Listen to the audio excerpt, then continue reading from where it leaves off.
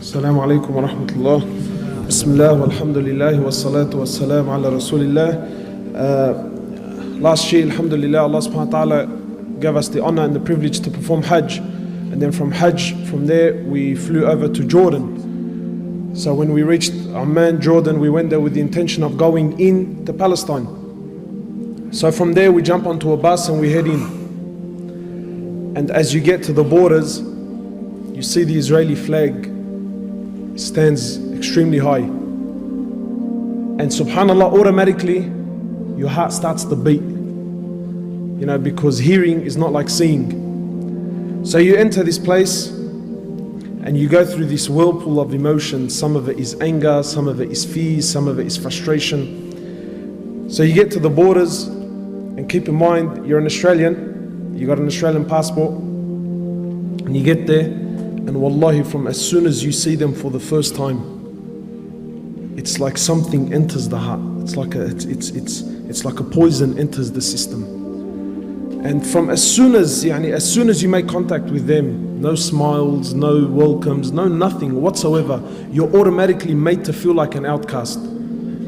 So you get to the border there, they take you off the bus, you walk in, and you sit for an hour, 2, 3, 4, 5, 6, 7, 8, and you haven't been questioned yet.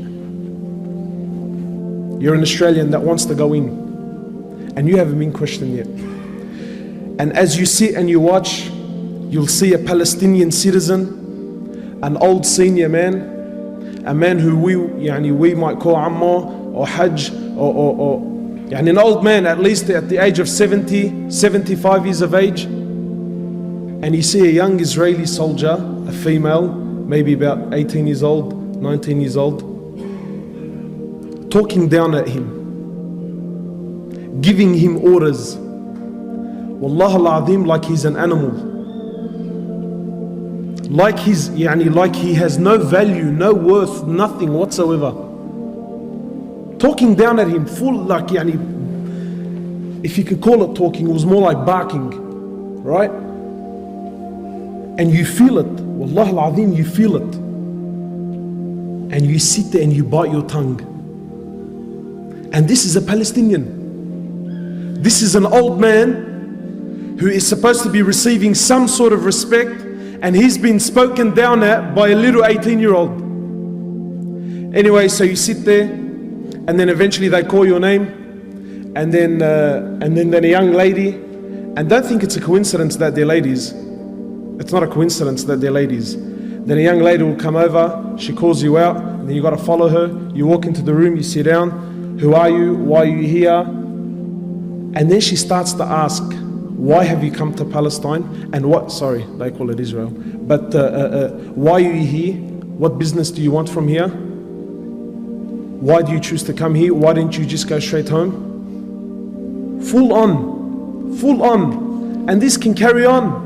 She'll talk to you for about half an hour, then she'll tell you to go back, and then you sit an hour, 2 hours, 3 hours, then she'll come back, she'll call you back out, she'll ask you the same questions again, then she'll send you back, then you sit down for an hour, 2 hours, and then and then someone else will come and call you out, and then they'll also ask you the same questions, then you'll go back, and then you sit for an hour and for 2 hours, until eventually you lose whatever love and whatever desire you had to go in is lost.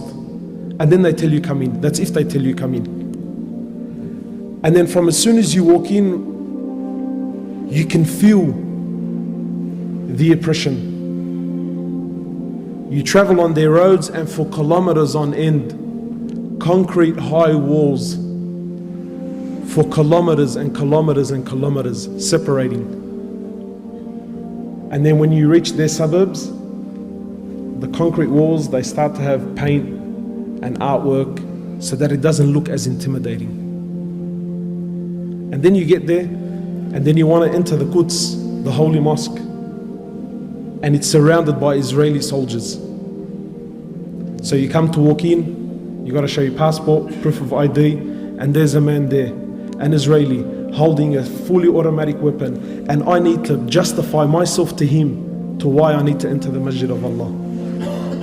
Anyway, so you walk in, you show your ID, You go in there and you walk into the Quds, and wallahi, it's like the walls are crying. There's no youth because they don't allow them. No youth. You walk in and they have a stand, a glass stand with a collection of bombs, grenades, shells, things that have been fired into the masjid over the period of years. You look at the shells made in the USA. Anyway, so you pray your Isha, and maybe now you're thinking, maybe I'll stay and make some dua. No, you can't stay, brother. Why? Because they got to lock up the masjid. 9:30, everyone's got to get out. But who does the final inspection? They do. Do you think they honor the masjid and take their shoes off? They walk in. And while all this is you can absolutely say nothing.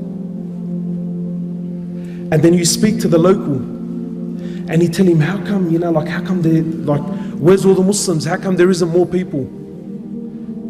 He tells you, brother, I have to show my passport and my ID 5 times before I reach the doors of the masjid. This is a citizen. He has to show his ID and his passport 5 times before he can reach the masjid. And if he forgets it, so let's just say he's forgotten, right? He can get charged. He falls into harm.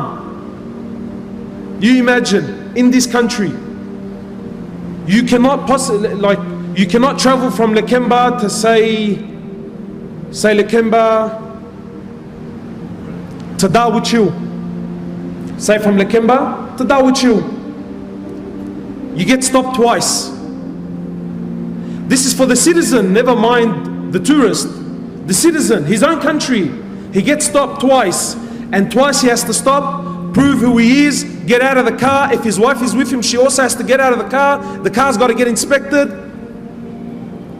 every single day. And if this brother has to go to Darwachil twice, 3 times, 4 times, it's the same guard. He's seen him the first time, he's seen him a couple of hours ago.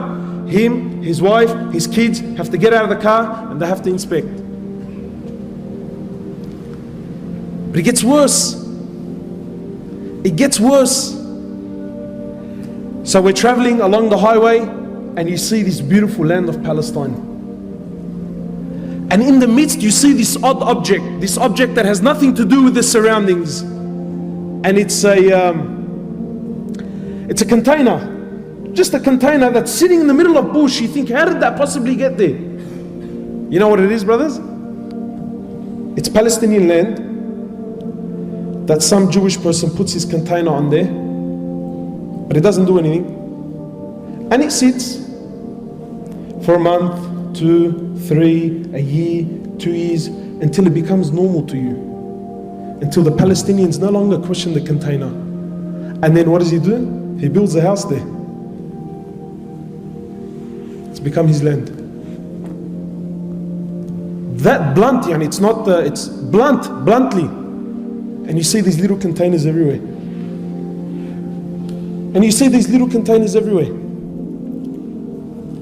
My time is almost up. I'll share just a few things with you. When we went to Masjid al-Khalil, that's where our Prophet Ibrahim alayhi salatu wasalam is buried. This isn't, I'm not trying to put spices here. This is history, you can look it up. Masjid al-Khalil was a masjid that belongs to the Muslims.